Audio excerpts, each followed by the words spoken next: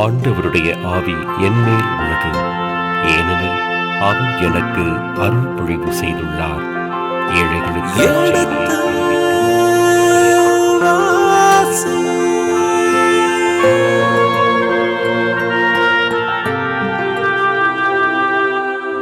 எடுத்து வாசி.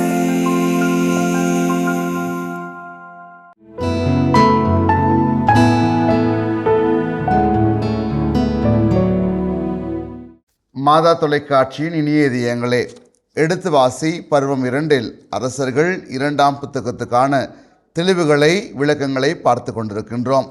இதுவரை 20 அதிகாரங்களை நிறைவு செய்திருக்கின்றோம். இப்பொழுது 21ஆம் அதிகாரத்துக்குள் நுழைய இருக்கின்றோம். 20வது அதிகாரத்தில் எவ்வாறு எசேக்கியா அரசன் இறைவனை நம்பியதால் சுகம் பெறுகிறான், நலன் பெறுகிறான். ஆனால் அவருடைய 2வது பகுதியில் அரசன் தன்னுடைய படைவலன்களை, தன்னுடைய கருவூலத்தில் உள்ளதை எல்லாம் பாபிலோனில் உள்ள தூதர்களுக்கு எடுத்து காட்டுகிறான். தன்னுடைய பெருமையை சுட்டி காட்டுவதால் அவனுடைய வாழ்வு சுருங்க ஆரம்பிக்கின்றதை நாம் பார்த்தோம். இப்பொழுது 21வது அதிகாரத்துக்குள் நுழைய இருக்கின்றோம். இதற்கான விளக்கங்களை அருட்பணியாளர் தந்தை ரேமன் ஜோசப் அடிகளார் நம்மளுக்கு விளக்குகிறார்கள். அவர்களை வரவேற்போம். வணக்கம் தந்தையே. வணக்கம்.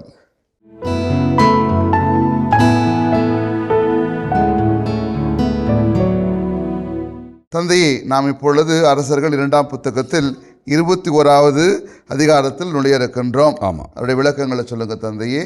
21ஆம் அதிகாரம் நாம் ஏற்கனவே சுட்டி காட்டினேன். இது மனாசே என்கிற யூத அரசனை பற்றிய செய்தியை உள்ளடக்கி இருக்கிறது. இறுதியிலே அவனுடைய மனாசேனுடைய மகன் ஆமோன், அவனை பற்றிய செய்திகளும் இடம்பெறுகிறது. இதிலும் ஏறக்குறைய 26 வசனங்கள் இருக்கிறது. மனாசேக்கு 18 வசனங்களும், மனாசேனுடைய மகன் ஆமோனுக்கு மீதமுள்ள 8 வசனங்களும் இங்கே இருக்கின்றன. இந்த 2 அரசர்களை பற்றிய செய்திகளை மட்டும்தான் இங்கே பார்க்கிறோம்.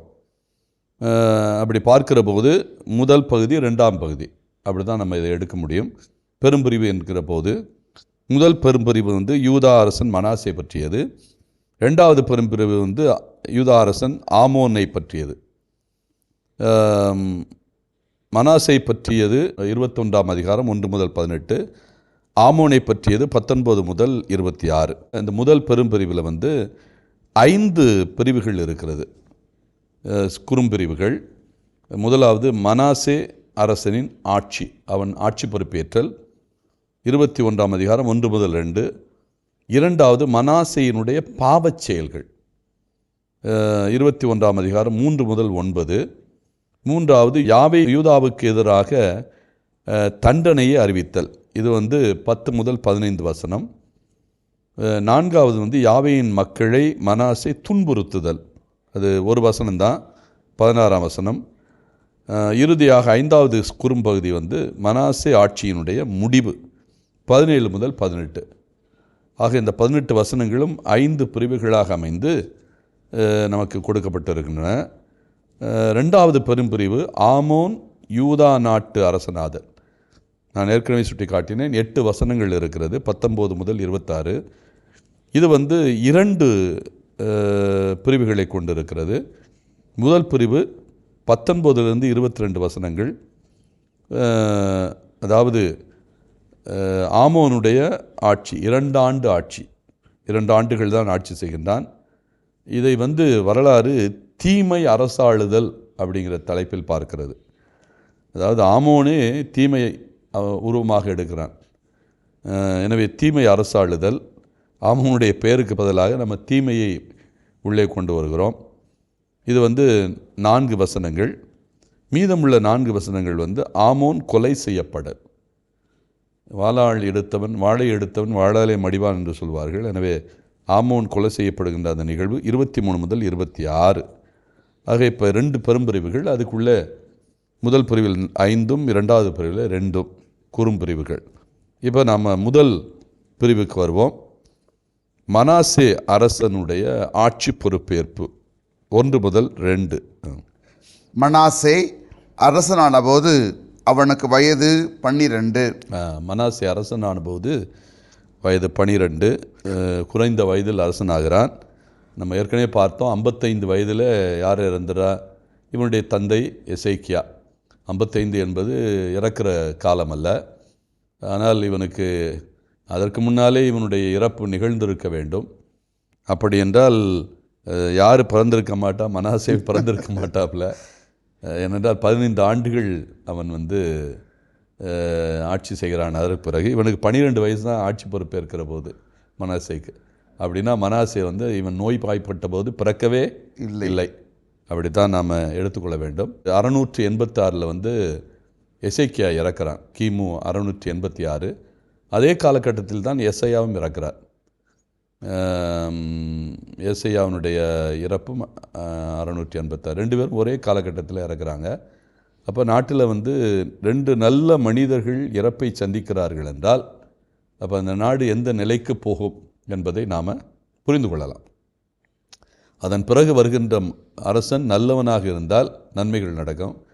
எப்பொழுதுமே சின்ன பையனாக ஒருவன் ஆட்சி பொறுப்பேற்றாலே அந்த ஆட்சி முறைகளில் குழப்பம் ஏற்பட வாய்ப்பு இருக்கிறது. என்றால் அவன் ஆட்சி செய்ய முடியாது. என்றால் அவனுக்கு குறைந்த வயது, அவனுக்கு 12 வயது என்றால் அவன் ஒரு சிறுவன் ஆட்சி செய்வது கடினம். அதனால் சிறுவனுடைய ஆட்சி பொறுப்பெல்லாம் யார் கையில் இருக்கும்? அவனுடைய உறவுகள் கையில் இருக்கும். இல்லான்னா அந்த காலகட்டத்தில் யார் ஆட்சி பொறுப்பில் முந்திய மன்னனுக்கு முன்னுரிமையாக அல்லது முதன்மைத்துவமாக இருந்தார்களோ அவர்கள் தான் ஆட்சியை நடத்துவார்கள். இந்த கார்டியன் என்று நாம் சொல்கிறோம்ல, யார் பாதுகாவலர் என்கிற பொறுப்பில் இந்த சிறுவனுக்கு இருக்கிறார்களோ அவர்கள்தான் ஆட்சியை தங்கள் கையில் வைத்துக் கொள்வார்கள். அப்படி தான் நடந்திருக்க வேண்டும். இவனுக்கு 18 வயது ஆகிறது வரை இவன் ஆட்சி செய்யக்கூடிய சூழல் இல்லை. என்றால் இவனுடைய வயதுக்கு தகுந்தபடி ஆட்சியிலே அவன் பொறுப்பை ஏற்க முடியாது. 18 வயது என்கிற போது அவன் ஒரு இளைஞனாகிறான். அவனுக்கு ஒரு முழுமையான பொறுப்பு வருகிறது.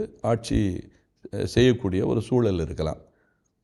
அதுவரை இந்த பொறுப்பை ஏற்றுக்கொண்டிருந்தவர் யாராவது ஒருவர், அந்த குறிப்பு நமக்கு இல்லை. ஆனால் ஒன்றை மட்டும் சொல்லலாம், இவன் ஆட்சி பொறுப்பேற்ற சூழலிலிருந்தே ஆட்சியினுடைய சூழலும் மாறிவிட்டது, ஆட்சியும் மாறிவிட்டது. எசேக்கியா கட்டி காத்த பெருமைகளெல்லாம் இங்கே முற்றிலுமாக காற்றில் பறக்க ஆரம்பித்தது என்று தான் சொல்ல வேண்டும். இவன் 55 ஆண்டுகள் ஆட்சி செய்தான் என்பது ஒரு குறிப்பு. தொடர்ந்து வாசியுங்கள். அவன் 55 ஆண்டுகள் எருசலேமில் ஆட்சி செய்தான். அப்போ 55 ஆண்டுகள் என்றால் 686 இவன் ஆட்சி பொறுப்புக்கு வருகிறான். அப்போ 55 ஆண்டுகள் என்றால் எதுவரை போகிறது? 86 55 கழித்தோம் என்றால் 631. ஆனால் இதில் நான் ஏற்கனவே சுட்டி காட்டியிருக்கிறேன், இந்த வயது என்பது இங்கே ஒரு கணக்கு என்கிற நிலையில் தான் நம்ம பார்க்கணும். அதை உண்மையான எண்ணிக்கையாக பார்க்கக்கூடாது. ஒரு அரசன் 65 வருஷம் வாழ்ந்தான் அப்படின்னு சொல்லும்போது அது சரியாக 65 ஆண்டுகள் என்று நாம் எடுக்க முடியாது. முன்பின் இருக்கும். இப்போவே நம்ம என்ன சொல்கிறாங்க, நம்ம ஆட்கள் சில பேர்கிட்ட கேட்கும்போது, வயதானவர்கள்ட்ட கேட்கும்போது, ரொம்ப வயதானவர்கள்ட்ட கேட்கும்போது, உங்களுக்கு எத்தனை வயது? 70 வயசு இருக்கும் அப்படிம்பாங்க. அவருக்கு 70 வயசு இருக்கும் அப்படின்னா என்ன அர்த்தம்னா, ஒன்று 80 இருக்கலாம் அல்லது 60 கூட இருக்கலாம். அதாவது அவருக்கு வயதை கணித்து சொல்லக்கூடிய சூழ்நிலையில் ஆரம்ப கட்டத்திலிருந்து அவருக்கு எந்த சூழலும் ஏற்படவில்லை. இப்பொழுது நமக்கெல்லாம் நம்ம பிறந்ததிலேருந்து நாம் வயதை பற்றிய ஒரு தெளிவோடு பிறந்திருக்கிறோம். இந்த காலத்தில் இதெல்லாம் நடந்தது என்று நமக்கு கணிதம் தெளிவாக இருக்கிறது. சிலருக்கு அப்படி இருக்க வேண்டிய அவசியம் இல்லை. அதை பற்றிய ஒரு அக்கறை கூட இருக்கக்கூடிய வாய்ப்பு இல்லை. வயதை பொறுத்த மட்டில் அவர்களுக்கு அது ஒரு கணக்கே கிடையாது. அவர்களுக்கு வாழ்வதுதான் கணக்கு. இன்றையிலிருந்து நான் இறக்கிறது வரை நான் செய்கின்ற பணிகள், நான் செய்கின்ற சேவைகள், நான் செய்கின்ற வேலைகள், இதுதான் முக்கியம். எனவே இந்த வயது அல்லது பிறப்பு, இத்தனாம் ஆண்டு பிறந்தேன், இத்தனாம் ஆண்டு திருமணம் முடித்தேன், இத்தனாம் ஆண்டு நோய்வாய்ப்பட்டேன், இந்த கணக்கு எல்லாம் அவர்களுக்கு தேவையில்லாது. அதனால் அவங்களுக்கு வந்து வயதையே கணிக்கவே முடியாது.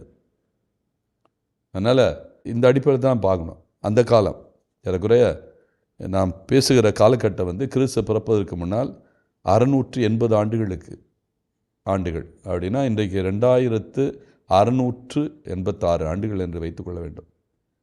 இப்போ உள்ள மனிதர்களாலே வயதுகளை கணக்கெடுக்க முடியவில்லை என்றால் 2686 ஆண்டுக்கு முன்னால் பிறந்த ஒரு மனிதனை பற்றிய கணிதம் எப்படி இருக்கும், கணக்கு எப்படி இருக்கும் என்பதை புரிந்து கொள்ளலாம். அதனால் நாம் இதெல்லாம் கரெக்டாக இருக்கும் அப்படின்லாம் நம்ம சொல்ல முடியாது. துல்லியமாக பார்க்க வேண்டும். துல்லிய கணக்கெல்லாம் இங்கே பார்க்க முடியாது. என்றால் எதுக்காக சொல்கிறேன்னா, எசேக்கியா இறந்தது 686, இதில் மாற்றுக்கருத்தே இல்லை. எசேக்கியா இறந்த பிறகு இவன் நீண்ட காலம் ஆட்சி செய்கிறான். மனாசே 55 ஆண்டுகள் என்று நமக்கு சுட்டி காட்டப்படுகிறது. ஆனால் இவனுக்கு பிறகு இன்னொருவன் ஆட்சிக்கு வருகிறான். இவன் 50 ஆண்டுகள் முடிந்த பிறகு 2 ஆண்டுகள் ஆமோன் என்கிறவன் ஆட்சி செய்கிறான், இவனுடைய மகன். இந்த ஆமோன் ஆட்சி செய்த பிறகு வருகின்றவன் இன்னொரு சகாப்தம் படைத்தவன், அவன் தான் ஜோஷியா. இந்த ஜோஷியாவுடைய காலகட்டம் தெளிவாக இருக்கிறது. எப்போன்னா 640. அவன் ஆட்சி பொறுப்பை ஏற்பது 640. இப்போ ஜோஷியா 640 ஆட்சி பொறுப்பை ஏற்கிறான் என்றால், இப்போ இந்த மனாசேவுடைய ஆட்சி காலம் எவ்வளோ தான் இருக்க முடியும்? மனாசே வந்து 642 இறந்திருக்க வேண்டும். அப்போ தான் ஆமோன் வந்து 2 ஆண்டுகள் ஆட்சி செய்ய முடியும். ஜோஷியா 640 பொறுப்பேற்றிருக்க முடியும். அப்போ 686 642 வரை கணக்கிட்டோம் என்றால் எத்தனை ஆண்டுகள் தான் வரும்? 44 ஆண்டுகள் தான் வரும். அப்படி என்றால் மனாசே ஆட்சி செய்த காலம் 44 ஆண்டுகள் தான். இந்த அளவுகோல் அடிப்படையில் பார்த்தோம் என்றால். ஆனால் விவிலியம் நமக்கு என்ன சொல்லுகிறது? 55 ஆண்டுகள். அதனால் இந்த காலத்தை நாம் ஒரு வரையறையாக பேச முடியாது. நூல் வைத்து அளவுகோல் வைத்து பார்க்க முடியாது. என்றால் இவர்கள் ஒவ்வொரு புத்தகமும் ஒரு குறிப்பிட்ட ஒரு அடிப்படை வயதை நமக்கு சொல்லுகிறது, அடிப்படை காலத்தை சொல்லுகிறது. ஒவ்வொரு விவிலிய ஆராய்ச்சியாளர்களும் ஒரு குறிப்பிட்ட கால வரையறையை இஸ்ரேல் மக்களுடைய வாழ்க்கை வரலாற்றுக்கு நிர்ணயிக்கிறார்கள். அதில் நாம் யார் வந்து ஓரளவுக்கு சரியாக சொல்லுகிறார்கள் என்கிற அந்த கணக்கைத்தான் பார்க்க முடியும். அந்த அடிப்படையில் தான் சொல்லுகிறேன். இவர் வந்து மனாசே ஆட்சி செய்த காலம் 55 ஆண்டுகள் என்று விவிலியம் சொன்னால் கூட அதிகபட்சம் இவர் ஆட்சி செய்த காலம் எவ்வளவா இருக்க முடியும்? 44 ஆண்டுகள். 44. ஏன்னா 686 தான் ஆட்சி பொறுப்புக்கு வர முடியும் என்றால் அப்போ தான் எசேக்கியாவுடைய இறப்பு நிகழ்கிறது. 640 ஜோஷியாவுடைய ஆட்சி காலம் தொடங்குகிறது. அதுக்கிடையில் இன்னொரு மன்னன் ஆமோன் இருக்கிறான், 2 ஆண்டுகள் ஆட்சி செய்தவன். அப்போ 642 வரை தான் யாரை நாம் கணக்கிட முடியும்? மனாசேவை கணக்கிட முடியும். இப்போ மனாசேவுடைய ஆட்சி காலம் 44. இப்போ தொடருங்கள். எருசலேமில் அவன் 44 ஆண்டுகள் ஆட்சி செய்திருக்க முடியும், 55 ஆண்டுகளுக்கு பதிலாக. தொடர்ந்து எப்சிபா என்பவரே அவர் தாய். அவருடைய தாய் பெயர் வந்து எப்சிபா. இது வழக்கமாக எல்லா அரசர்களுக்கும் சொல்லுகின்ற ஒரு சிறிய குறிப்பு. தாயை பற்றி தான் சொல்லுகிறார்கள், என்றால் தந்தையை பற்றி நமக்கு ஏற்கனவே தெரியும், அது அந்த வரலாற்றிலே வருகிறது குறிப்பேட்டில். அதனால் தாயை பற்றி தனிப்பட்ட அந்த பெயரை மட்டும்தான் சொல்லுகிறார்கள். இந்த பெயர் வந்து பின்னால் வேறு எந்த புத்தகத்திலும் இருக்காது, வேறு எந்த வரலாற்று சூழலிலும் இருக்காது. ஒன்று இதற்கு இணையாக இருக்கிற குறிப்பேட்டில் இருக்கும், ஆனால் அரசர்கள் புத்தகத்திலோ அல்லது வேறு புத்தகங்களிலோ இந்த பெயர் வந்து இடம்பெறாது. தொடர்ந்து 2ஆம் வசனம்.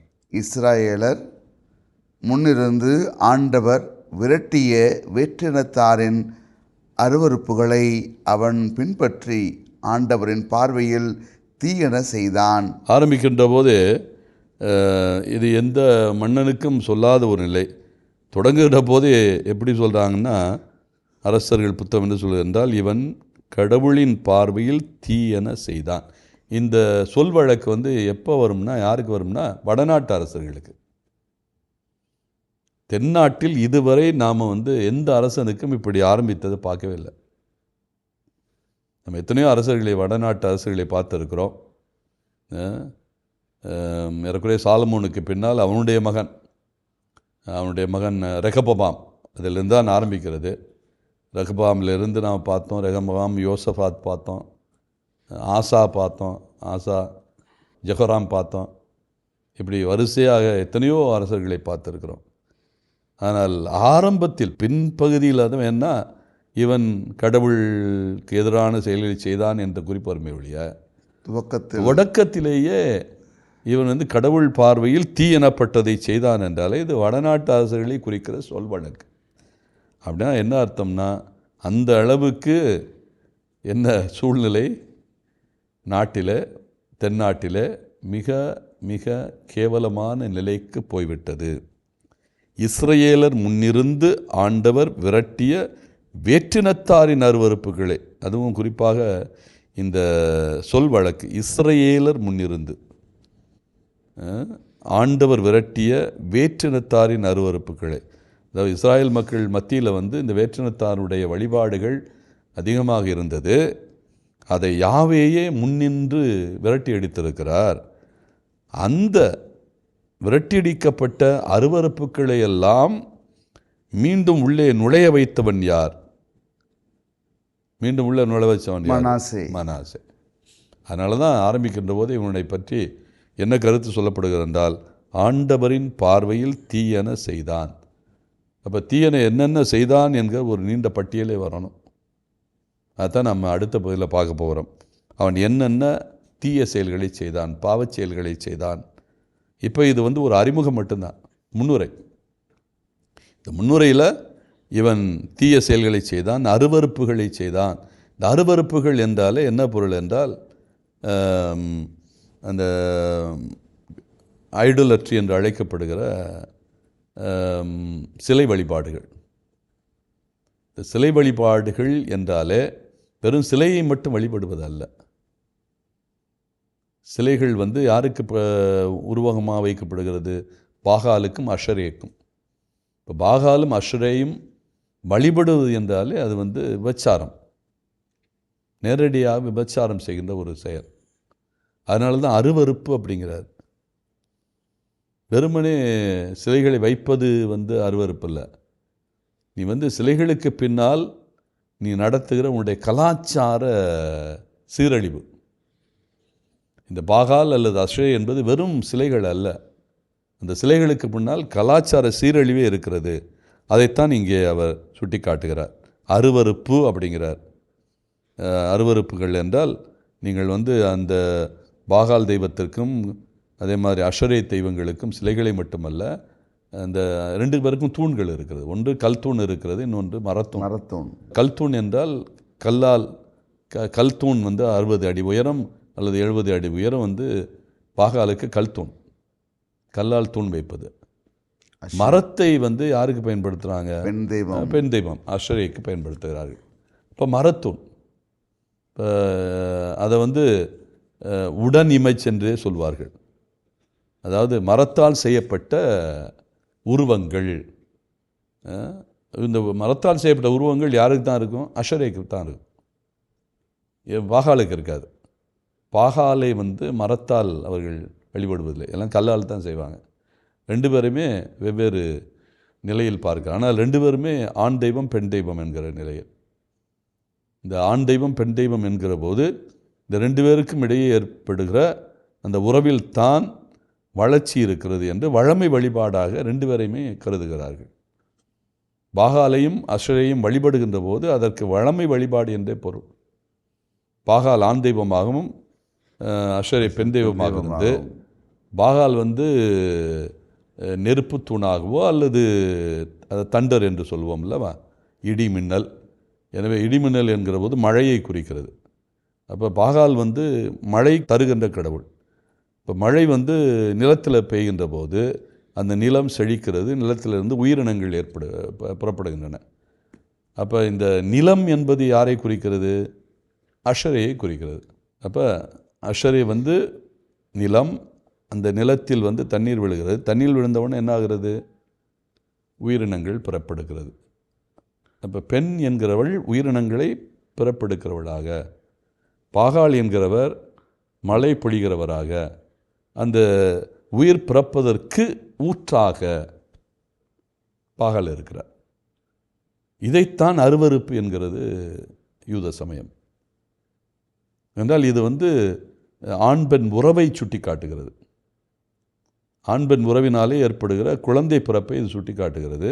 இந்த பாகாலும் அஷரையும் 2 பேரிடம் இருக்கிற அந்த உறவு, அந்த அடிப்படையில் வருகின்ற ஒரு புதிய உயிர், அந்த அடிப்படையில் தான் இவர்கள் இதை அருவருப்பு வழிபாடு என்றே சுட்டி காட்டுகிறார்கள். இதன் தொடர்ச்சியை அடுத்த பகுதியிலே தொடர்வோம். அதுவரை இணைந்திருங்கள். இயேசுவுக்கே புகழ், இயேசுவுக்கே நன்றி, மரியே வாழ்க. அதாவது இவன் தந்தையோடு வாழ்ந்தவன், 12 ஆண்டுகள் இவனுடைய தந்தையை நன்கு அறிந்தவன். அவன் தந்தையினுடைய மனநிலை என்ன என்று தெரியும், அவனுடைய நம்பிக்கை அடையாளங்கள் என்னன்னு தெரியும், அவன் யாரை நம்பினான், யாரை வழிபட்டான் என்றெல்லாம் எனக்கு நல்லா தெரியும்.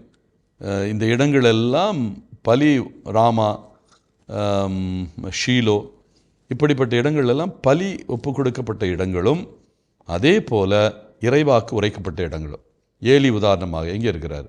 முதல் ஊரே இந்த கில்கால் என்பது தான். எனவே வடபகுதியிலெல்லாம் நிறைய அவங்களுக்கு தொழுகை மேடுகள் இருக்கிறது. ஒவ்வொரு மலை உச்சியும் தொழுகை மேடுகளாகத்தான் அவர்கள் பயன்படுத்தினார்கள். அதனால தான் நம்ம வடநாட்டு அரசியலை பற்றி பேசுகின்ற போது அது தொழுகை மேட்டு அரசியல் மட்டுமல்ல, பாகால் வழிபாடு, அதற்கான தொழுகை மேடுகள், இப்பொழுது அசேரா கம்பங்களை நிறுவுதல், 3வது வானத்து படைகளை எல்லாம் வணங்கி வழிபட்டான். இந்த வானத்தூதர்கள் வழிபாடு என்று கூட சொல்லலாம். வானத்தூதர்கள் மனிதர்கள் அல்ல, ஆனால் மனிதர்களுக்கும் கடவுளுக்கும் இடைப்பட்ட உருவங்கள் என்பது இஸ்ராயல் மக்களுடைய நம்பிக்கை.